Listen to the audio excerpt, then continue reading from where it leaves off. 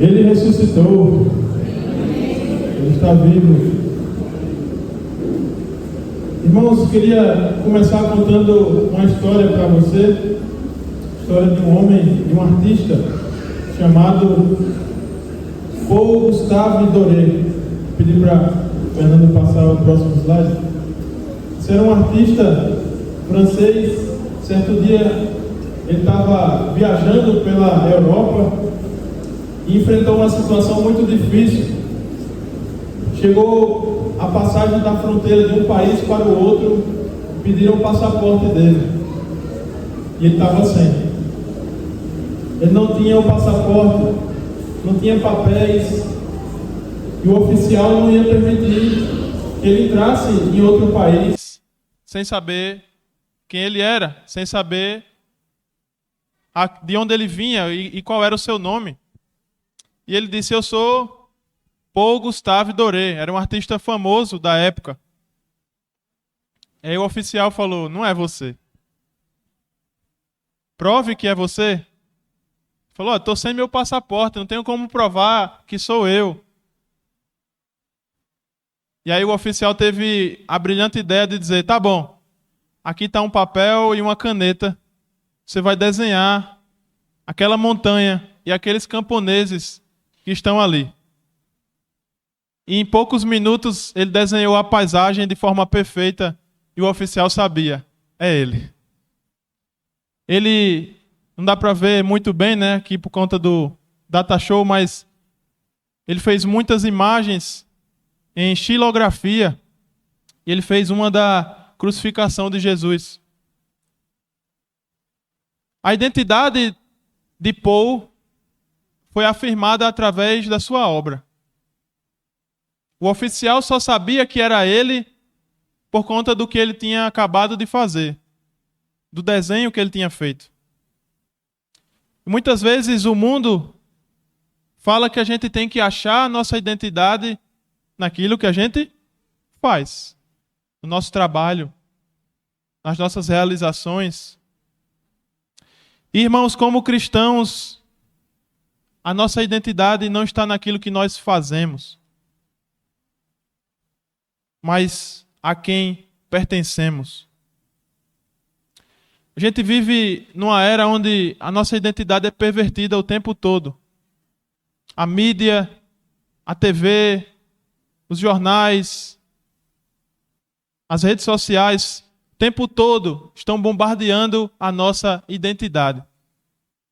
E muitas vezes a gente acaba não sabendo quem nós somos. Tem uma frase que eu gosto muito que é: o diabo não precisa te destruir, só precisa te distrair. Se nós estamos distraídos, se nós perdemos a noção de quem nós somos, a destruição já bate à porta. Nós somos filhos de Deus. Esse texto que acabamos de ler mostra que nós somos herdeiros do seu reino, que sem Deus não temos identidade nenhuma. Somos apenas outra alma perdida nesse mundo. Pode voltar um slide, Fernando? E a pergunta que eu quero que você saiba a resposta hoje, diante desse texto que nós lemos, é: quem é você? Quem sou eu? Quem somos nós, como povo de Deus, como igreja? Irmãos, sabe qual é uma das ferramentas mais poderosas que o diabo utiliza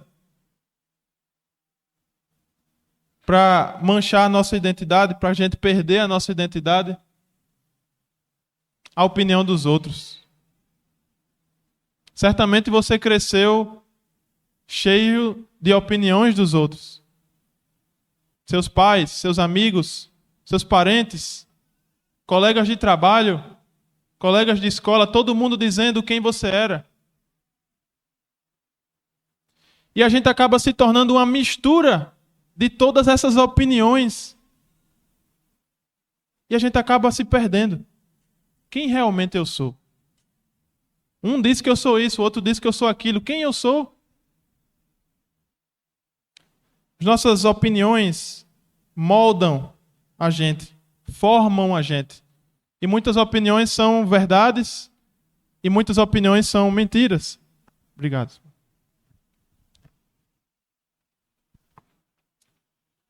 As pessoas geralmente querem nos fazer ser como elas querem que nós sejamos. Você tem que ser assim. Você tem que ir para a faculdade e estudar isso aqui. Você tem que gostar disso aqui. Você tem que comer isso aqui. E a gente acaba perdendo o que Deus gostaria que nós fôssemos. Isso nos afasta do nosso verdadeiro eu, de quem realmente somos, do que Deus diz quem realmente somos. E minha missão nessa manhã nada mais é do que mostrar a você quem você é, quem Deus diz que você é.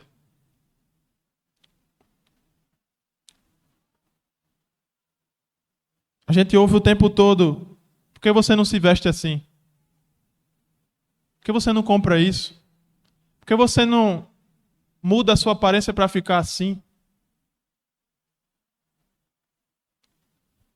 Não para ser você mesmo, mas para ser como todo o resto do mundo quer que você seja, menos você mesmo. E às vezes, Satanás também coloca alguns pensamentos na nossa cabeça. Quando Deus dá bons pensamentos, a gente chama isso de inspiração. Quando Satanás coloca maus pensamentos em nós, a gente chama isso de tentação. E cabe a mim decidir o que é que eu vou fazer com esses pensamentos que bombardeiam o fantástico mundo de Breno. Você já deve ter ouvido, você não vale nada. Talvez você já ouviu, você não merece o amor de Deus. Você não é importante. Você é um Zé Ninguém, você é um zero à esquerda. Você não vai ser perdoado por aquele pecado. Que vergonha de você. São todas mentiras. E sabe por que isso cria raiz no nosso coração? Porque nós repetimos. Nós repetimos essas frases dia após dia na nossa mente e eles acabam enraizando. Eu sou assim mesmo. Eu não vou mudar não, isso é meu jeito. Fuja disso.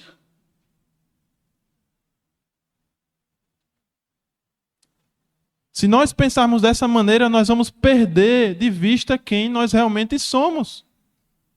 Você é mutável, você pode mudar. Seu pensamento pode mudar, sua atitude pode mudar, sua vida pode ser transformada. A questão é como a gente controla esses pensamentos. Bem, se tem tantas coisas que amigos, parentes, pais, colegas de trabalho falam sobre mim, que me afastam de ser realmente quem eu sou, segundo Deus, como é que eu sei quem sou eu? Como é que eu descubro quem sou eu? E eu quero trazer uma frase de um filósofo e matemático famoso chamado Blaise Pascal. Olha o que ele disse. Não apenas conhecemos a Deus por meio de Jesus Cristo, mas somente nos conhecemos por meio de Jesus Cristo. Estamos falando de Páscoa aqui, né? Somente conhecemos a vida e a morte por meio de Jesus Cristo. Separados de Jesus, não podemos conhecer o sentido da nossa vida, o sentido de nossa morte, o sentido de Deus, nem o sentido de nós mesmos. É somente em Cristo que nós conhecemos esse significado. Quando você vai tirar o passaporte, você vai na Polícia Federal, eles vão recolher suas digitais, não é? 5 dedos da mão vão ser recolhidos e colocados num banco de dados.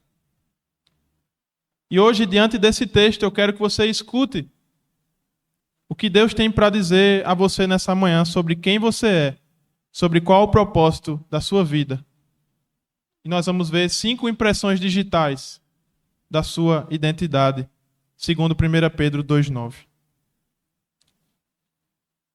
Primeiro versículo que a gente lê aqui 1 Pedro capítulo 2, verso 9 diz: vocês são raça eleita.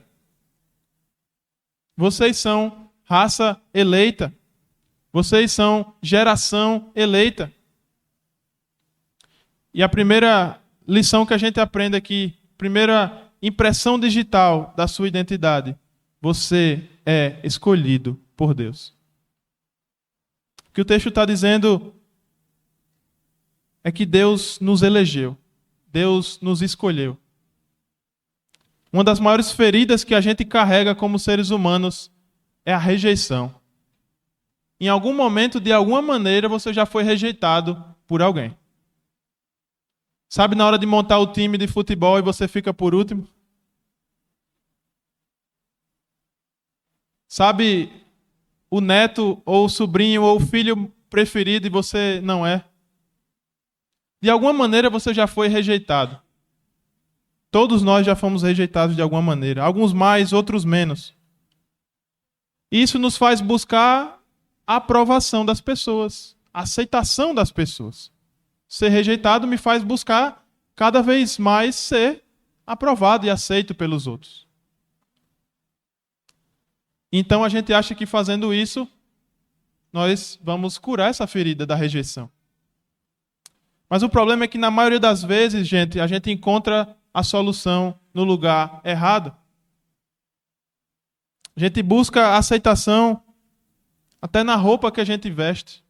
Eu vou me vestir assim para que as pessoas possam gostar de mim. Eu vou usar tal carro porque as pessoas vão me aceitar. Eu vou morar em tal casa porque as pessoas vão olhar bem para mim. Isso afeta até a carreira profissional que a gente escolhe. Eu vou ser médico, vou ser engenheiro, vou ser advogado porque tal pessoa vai gostar de mim. E a Escritura diz algo para você nessa manhã, meu irmão, minha irmã. Você não precisa mais perseguir esse sentimento. Porque Deus dá isso para você. Deus escolheu você. Deus aceita você. Essa é a sua identidade. Não importa se você se sente escolhido ou não, a verdade é que você foi escolhido. E como é que a gente pode se convencer? Como é que eu posso tentar convencer você de que você é escolhido por Deus? Posso mostrar um texto para você. De vários. Efésios capítulo 1, verso 4. Mesmo antes de criar o mundo, Deus nos amou e nos escolheu em Cristo para sermos santos e sem culpa diante dele. Antes de criar os oceanos, antes de criar os animais, antes de dar nome a todas as estrelas e todas as galáxias desse universo gigantesco, ele escolheu você. Ele escolheu a igreja. E ele fez isso por amor. Não porque nós merecíamos. Certamente não. Mas ele fez isso por amor. Pense nisso um pouquinho agora. Deus te escolheu em Cristo. Isso cura a rejeição. Talvez foi rejeitado pelos seus pais, talvez você foi rejeitado por amigos, pessoas que você amava. Mas em Deus, em Cristo, você foi escolhido. Você é aceito. Obrigado. Tito capítulo 3, verso 7 diz: Ele o fez a fim de que, justificados por sua graça, nos tornemos seus herdeiros, tendo a esperança da vida eterna. Ele fez isso por amor, pela graça. Ser aceito por Deus, gente, é um presente. Não tem nada que você faça de bom ou de mal que Deus vai amar mais ou menos você. Ele simplesmente ama. Ele simplesmente te deu a salvação. É um presente. Nós não precisamos correr atrás dele, fazer coisas boas para ele gostar mais da gente. Ele simplesmente nos ama. Então a gente tem que parar de tentar conquistar a aceitação de Deus. Eu vou fazer isso porque Deus vai gostar mais de mim. Não. Você não precisa. Sua identidade começa aqui. Você é escolhido por Deus, digno do seu amor. Segundo a impressão digital da sua identidade, você é fortalecido por Deus. E ele vai dizer aqui em 1 Pedro 2,9: vocês são geração eleita, vocês foram escolhidos, mas vocês também são sacerdócio real. Vocês são sacerdotes. Para quê? Para anunciar as grandezas daquele que os chamou das trevas para a sua maravilhosa luz. Você pode estar pensando aí, né? Sacerdote eu? Sou não. É o que o texto está dizendo que você é.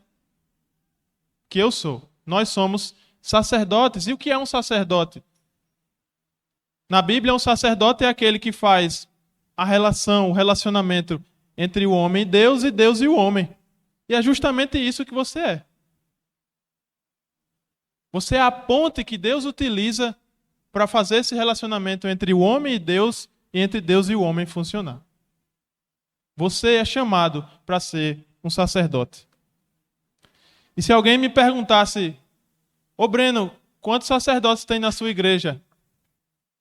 Eu ia dizer: rapaz, tem uns 180. Todos nós somos sacerdotes. Todos nós somos escolhidos para servir a Deus. Todo membro é vocacionado por Deus para servir. E essa palavra vocação vem do latim vocatio, que quer dizer falar com a voz, chamar com a voz. E Deus está dizendo: o nosso propósito é abrir a nossa boca. E esse texto está dizendo que essa boca tem que ser aberta para falar o quê, gente? Anunciar as grandezas daquele que te tirou das trevas e te colocou no seu maravilhoso reino da luz. Esse é o seu propósito, essa é a sua identidade. Deus tem uma missão para você, você tem um papel, você tem um chamado, uma vocação, um serviço a cumprir. Isso é importante para Deus. Certa feita, Spurgeon disse aos seus alunos: se a rainha da Inglaterra vos chamar para ser embaixador da Inglaterra em qualquer país, rejeitem, porque vocês já são embaixadores do Rei dos Reis, do Senhor dos Senhores. Você é um representante de Deus. Você representa Deus onde você trabalha. Você representa Deus onde você estuda. Você representa Deus onde você vai almoçar daqui a pouco. Você representa Deus para todas as pessoas que estão ao seu redor. Lembre-se disso. E você pode ter o mesmo sentimento que eu já tive de pensar: mas eu não sou capaz de ser um sacerdote. Eu me sinto incapacitado para fazer isso. Mas você vai acreditar no que você diz, no que sua mente mente, ou você vai acreditar no que Deus diz sobre você? Olha o que vai dizer 2 Coríntios, capítulo 3, versos 5 e 6.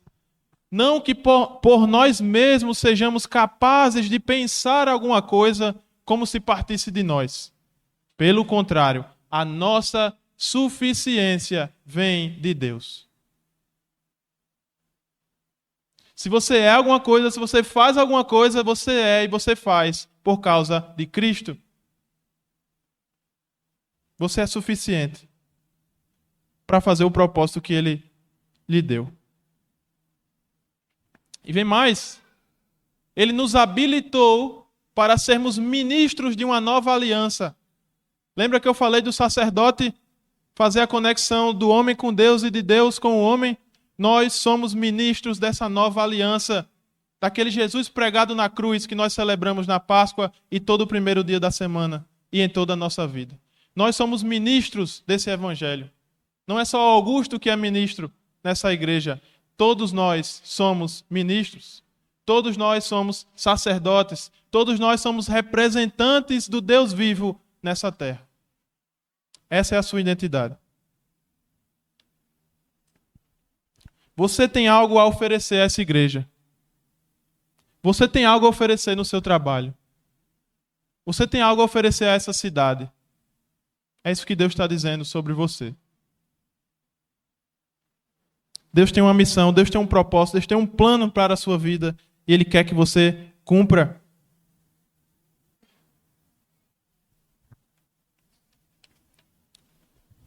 E é engraçado que a gente acredita em tudo o que as pessoas dizem sobre nós, né? Tudo o que as pessoas dizem sobre nós, a gente fica invocado já, né? A gente acredita, toma como verdade, leva para o coração. Mas as coisas que Deus diz sobre nós, a gente tem dificuldade de acreditar. Eu não sei muito bem se eu sou um sacerdote, não. Mas se a pessoa disser que você é feio, você acredita. A gente acredita em muita coisa. E olha só o que Filipenses 4,13 diz. Você já deve conhecer esse texto.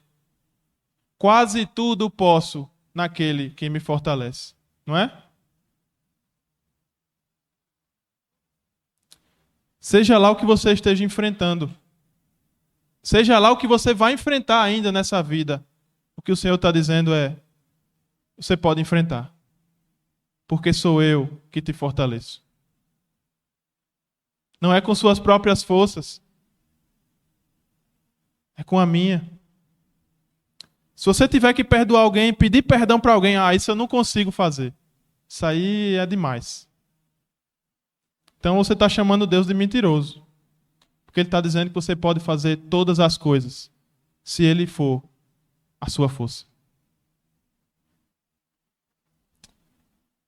O que o mundo jogar por cima de nós, independente do que seja, nós podemos superar em Cristo, porque Ele é a nossa fortaleza. E aqui eu quero que você veja qual é a terceira impressão digital sobre você, sobre a sua identidade. Quem você é? Você é valioso para Deus. Você pode estar pensando: nossa, essa pregação está só falando de mim. É porque é a sua identidade, mas tudo o que você só é por causa dele. Então a pregação é sobre ele. E uma das coisas que ele diz para você é: você é valioso. Então eu sou alguma coisa. Calma aí. Porque você é valioso, ele vai dizer: vocês são nação santa. Verso 9. O que é algo santo? Algo que foi separado para um determinado propósito. Algo que foi consagrado para um determinado propósito. Para um uso fora do comum. Um uso fora do comum. Um uso incomum. Sempre quando é algo muito valioso, a gente diz a Bíblia Sagrada, né? Então é uma coisa à parte. O Santo dos Santos, né? A Cidade Santa. Santo Sepulcro. São coisas que são incomuns. São coisas extremamente valiosas. Por isso, quando Pedro está dizendo: nós como igreja, nós como povo de Deus somos uma nação santa, ele não está só indo na questão do pecado que nós devemos nos afastar dele, isso é verdade. Mas ele vai além. Nós somos valiosos. Algo que é santo é valioso. Separado para um determinado propósito. E o que torna algo valioso? Pense comigo, o que torna algo extremamente valioso? Alguns de vocês devem lembrar, eu tinha um Escort velho, 94. Eu nasci em 96, então o Escort era mais velho que eu. Comprei esse Escort por 5 mil e vendi por 6. Ayrton Senna teve o mesmo carro. Ayrton Senna teve o mesmo carro. Foi avaliado em 600 mil reais. Por que o meu não vale isso tudo? Né? Estou dizendo aqui que eu sou valioso. Por que você é valioso, irmão ou irmã? Por causa do seu dono. A propriedade é valiosa quando o dono é importante. Quem é o seu dono? A quem você pertence? Você é valioso. Ninguém te valoriza mais do que Deus. Olha o que o próprio Jesus vai dizer em Lucas 12, 24. Observem os corvos, ou como diz aqui, os corvos, né? Não semeiam, nem colhem, nem têm armazéns, nem celeiros. Contudo, Deus os alimenta. E vocês têm muito mais valor do que as aves. Você é extremamente valioso para Deus. Sua quarta e penúltima impressão digital vai dizer algo sobre você. Você é pertencente a Deus. Você pertence a Ele.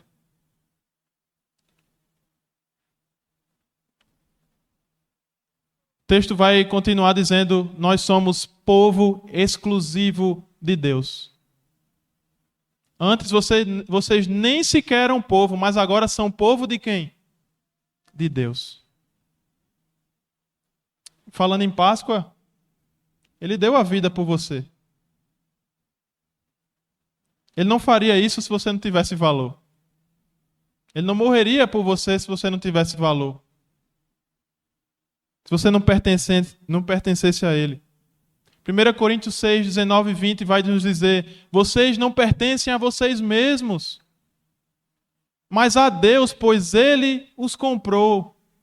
Ele pagou o preço. Nós pertencemos a Deus.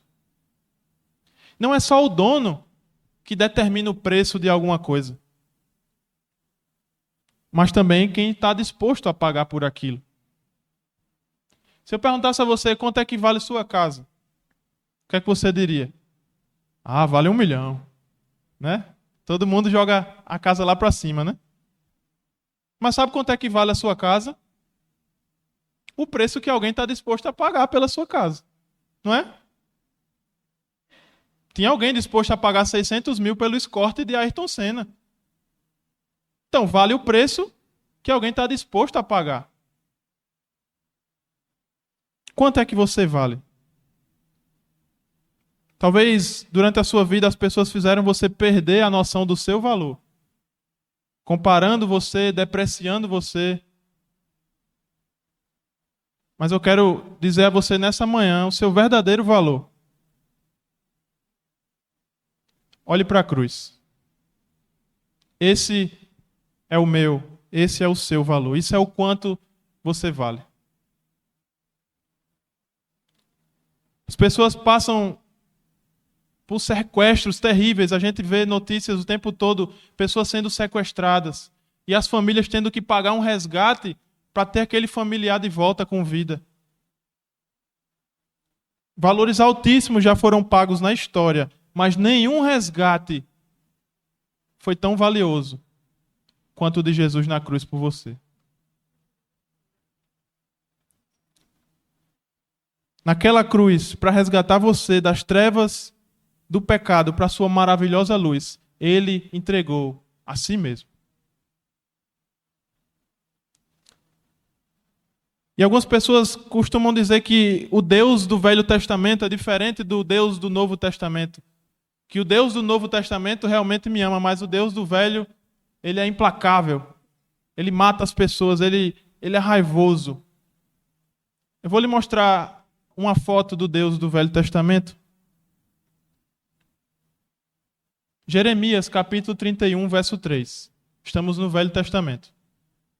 Povo de Israel, eu sempre os amei e continuo a mostrar que o meu amor por vocês é eterno. Deus é o mesmo. Ontem, hoje e para sempre. E Ele ama o seu povo. Se você faz parte do povo, Ele te ama muito. E o amor de Deus por você é incondicional. Não impõe condições. Ah, eu amo se você orar. Não. Ah, eu amo se você ler a Bíblia todos os dias. Não. Ah, eu amo se você for para a igreja todo domingo. Ele simplesmente ama. Se você orar, se você ler a Bíblia, se você vir ao culto, não faltar nenhum domingo, Ele vai te amar da mesma maneira, na mesma intensidade. Porque o amor dele é incondicional, não impõe condições. Não há um si no amor de Deus. E sabe por que parece difícil de entender esse amor incondicional às vezes? Porque dificilmente a gente é amado incondicionalmente pelos outros. A gente não ama incondicionalmente 24 horas por dia.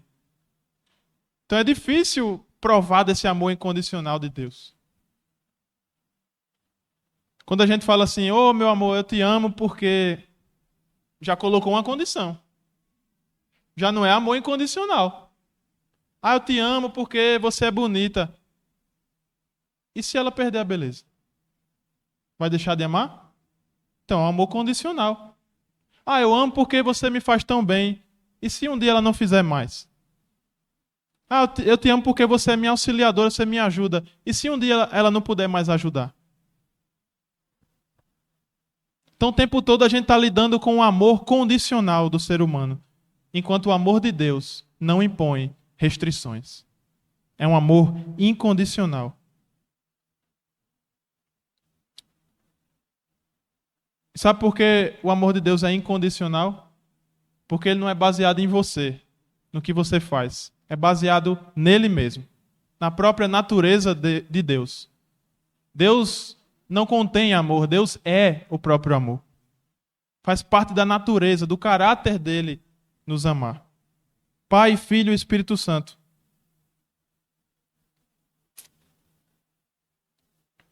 Salmo 100, verso 5, muito conhecido por nós. Eu quero lhe lembrar dele. Pois o Senhor é bom. O seu amor dura para sempre. E a sua fidelidade não tem fim. O amor de Deus, além de incondicional, é infinito, eterno. Isso é o quanto ele te ama. Sua quinta e última impressão digital que nós podemos tirar desse texto é que você é perdoado por Deus. Você é totalmente perdoado por Deus. Olha o que diz o verso 10.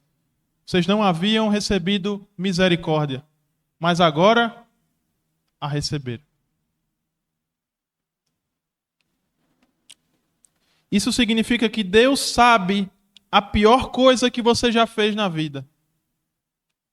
Isso significa que Deus sabe a pior coisa que você ainda vai fazer na sua vida. E mesmo assim, Ele já decidiu em Cristo perdoar você.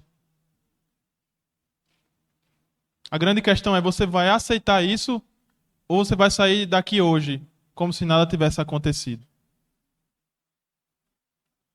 Essa informação deve mudar a nossa vida, deve transformar o jeito que a gente vive.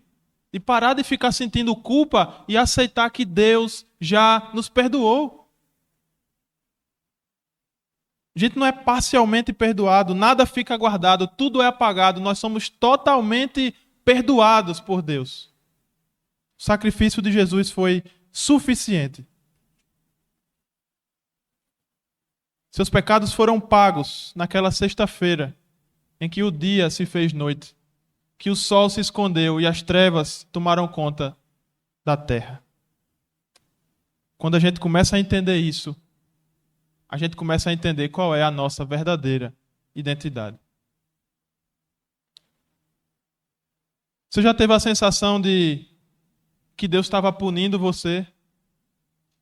Ah, eu fiz tal coisa errada, aí eu vou passar a manteiga no pão, o pão cai justamente com a manteiga no chão. Isso é castigo.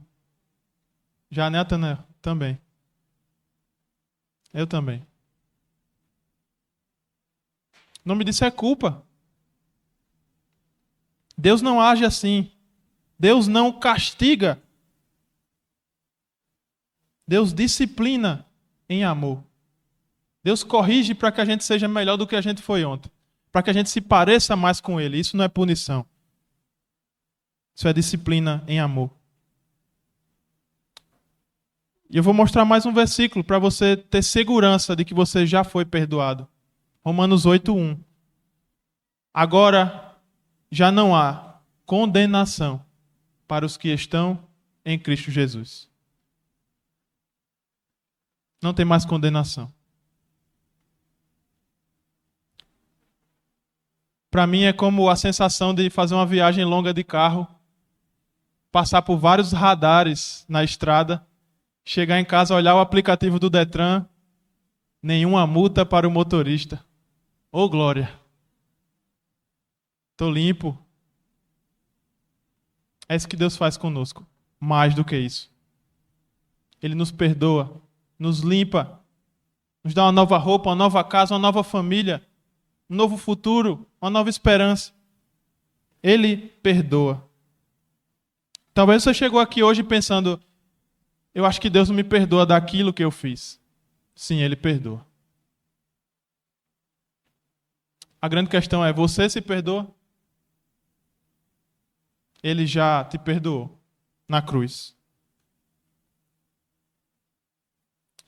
Isaías 43:25. Sou eu mesmo, aquele que apaga as suas transgressões por amor de mim. Ele não apaga as suas transgressões porque você é bonzinho, mas por conta do amor dele. Ele é amor, ele é perdão.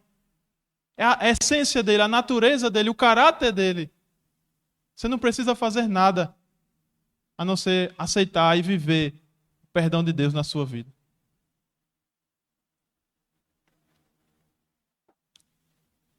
Ele sempre foi um Deus que perdoa e sempre será. Pois pela morte de Cristo na cruz, nós somos livres, libertados. Isto é, os nossos pecados estão perdoados. Como é maravilhosa a graça de Deus. Como é maravilhosa a graça de Deus. Somos perdoados por essa maravilhosa graça. Nós possamos parar de acreditar nas mentiras que as pessoas contam sobre nós. Nas mentiras que você acredita sobre você mesmo. E que a gente passe a acreditar nas verdades que Deus diz sobre nós. E que estão aqui na sua palavra. Quer saber quem você é?